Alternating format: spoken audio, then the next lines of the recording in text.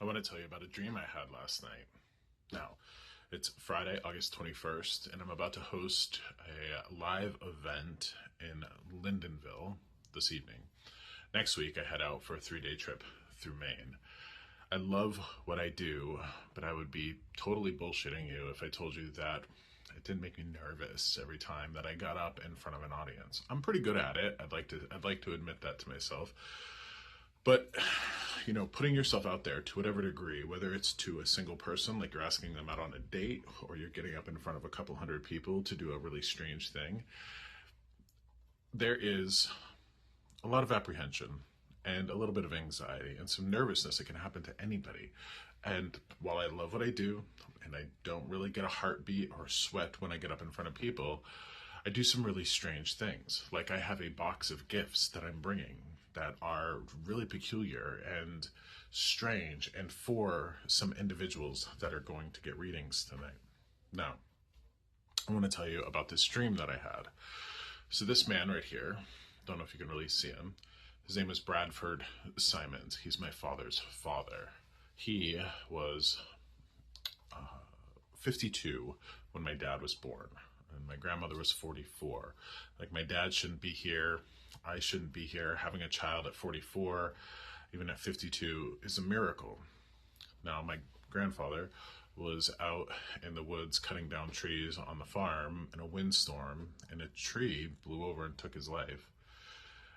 Really tragic. That happened when my dad was 8. My dad didn't even get to know his dad. I certainly didn't get a chance to know him. But last night, he came through in a dream.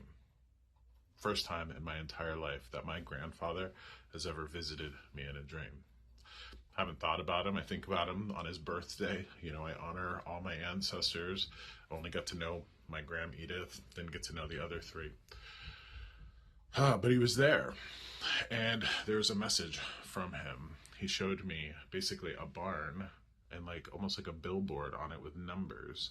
And he relayed to me that when he was alive, he was afraid of numbers. Now, this guy, when he was alive, he actually was a pilot in World War II. He bombed Nazis. He was a trapper. This is a live fox in that picture. There's all sorts of pictures of him with foxes and other animals. He lived off the land. But I got the impression that he was afraid of numbers. And what does that mean? Well, as a farmer, you make your own life. You make your own living, and that's incredibly hard. It's incredibly hard by any measure. And he was that person who had to manage the cows, the hay, all of it. It was a New England dairy farm. And I appreciate that message, because no matter what our life is, I'm not a farmer, I don't trap animals, but I have to encounter my own fear. And there was this reminder that, courage is feeling the fear and doing it anyways.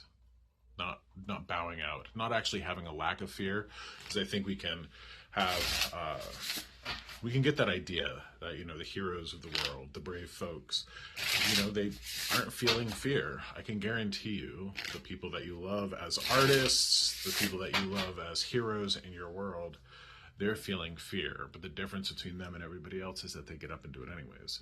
So tonight, I'm going to rock and roll. I'm going to do my thing. I'm going to bring gifts to people. I'm going to have a great time. We're going to laugh. We're going to connect. We might even cry a little bit. But I'm going to feel the fear, and I'm going to do it anyways.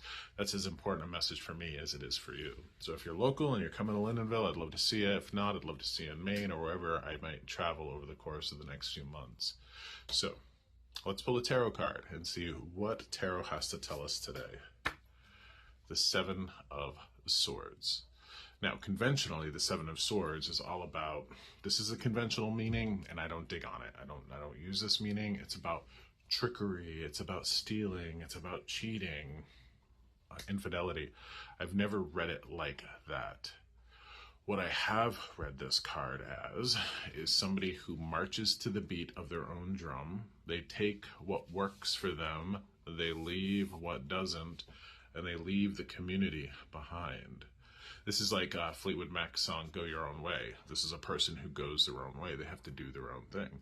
For me, I don't know of anybody else that does this work in the way that I do it.